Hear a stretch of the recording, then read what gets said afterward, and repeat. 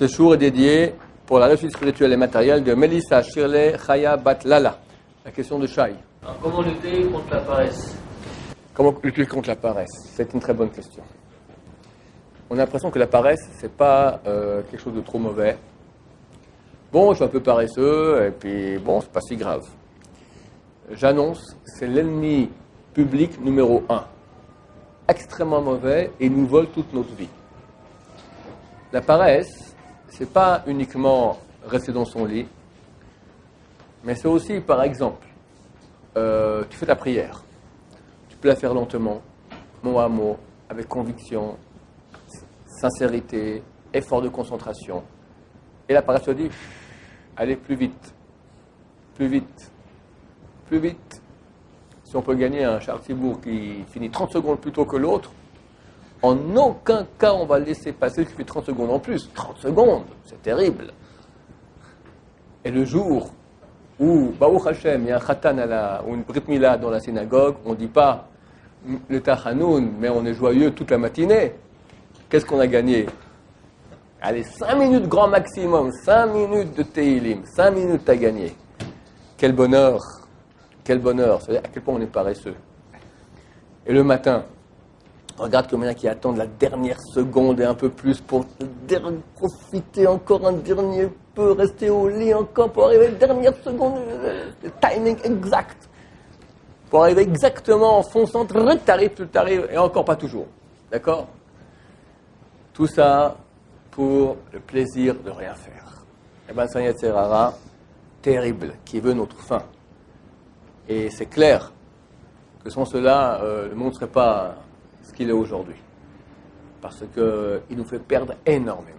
Et c'est ça je pense que c'est comme ça qu'il faut se battre contre la paresse. Savoir qu'il y a ici un ennemi qui nous hait, qui est très puissant.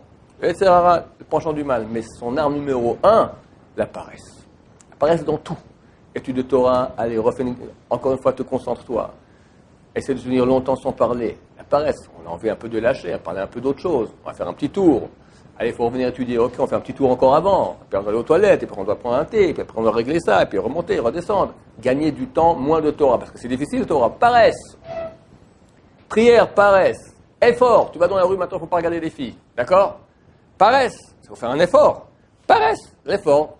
L'homme n'aime pas l'effort. On doit changer le 10 dans la tête, on va dire je suis venu sur Terre pour faire des efforts. C'est très non médiatique. Le monde occidental nous éduque au moindre effort. Quelle est la première phrase que dit Esav? Ki ayef anochi, je suis fatigué. Aliten et abro-moi s'il te plaît ce rouge car je suis fatigué. C'est le monde de Esav, le monde du mal, fatigué. Demande à quelqu'un, lambda dans la rue, c'est quoi le cliché du paradis? Il voit une plage de sable blond, avec la mer bleue, avec un filtre dans l'appareil qui fait qu'elle est très très bleue, d'accord? Et 2 cocotiers, un hamac, pépère. Le paradis. Le paradis. Mais c'est le paradis du corps. Le corps, il est lourd, donc il veut cela. Mais l'âme, elle est venue ici, on a peu de temps sur Terre. Elle veut gagner le maximum. Le plus de spiritualité, le plus de vie qu'il y a. Dormir, c'est de la mort. Quand tu dors, tu n'es pas là. Quand tu fais rien, c'est encore pire. Tu es réveillé et tu fais rien. D'accord? C'est aussi une mort. Alors, quand c'est nécessaire, tu as besoin des moments de repos pour pouvoir mieux travailler après, entre, très bien. Mais combien c'est nécessaire et combien on rajoute? Combien on rajoute? Paresse. Paresse. C'est très très dur, c'est très très dur. C'est un ennemi terrible, terrible, terrible, terrible. Il nous fait perdre tout. Tout. Parce que ce qui nous empêche d'avancer, c'est cette... on n'aime pas la souffrance, on n'aime pas l'effort. L'effort, c'est une souffrance. Quelqu'un, comme explique le Messiah de Charim, s'il comprend qu'il est venu sur Terre maintenant pour les efforts, il change maintenant son système de pensée. Il est là pour ça. Et qu'au contraire, chaque fois qu'il demande ce qui est agréable, ce qui est le repos, ce qui est le moindre effort, il perd énormément. Alors peut-être que lentement, il pourra se battre contre la paresse. Oui. D'accord. Quelle motivation on peut avoir quand on se réveille le matin? On se réveille tard. Tu te dis maintenant, tu as un Yetzer Hara, comme ça, un ennemi qui veut ta mort. Il veut ta mort, il veut ta mort, il te hait.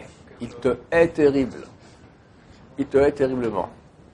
Et puis il faut se battre avec lui, avec des combats. Il dit, ok, je me lève, je me recouche dans 5 minutes. Et il aime bien. Donc 5 minutes. Après, dans 5 minutes, tu es déjà en forme. Baruch Adonai, l'olam amen v'amen.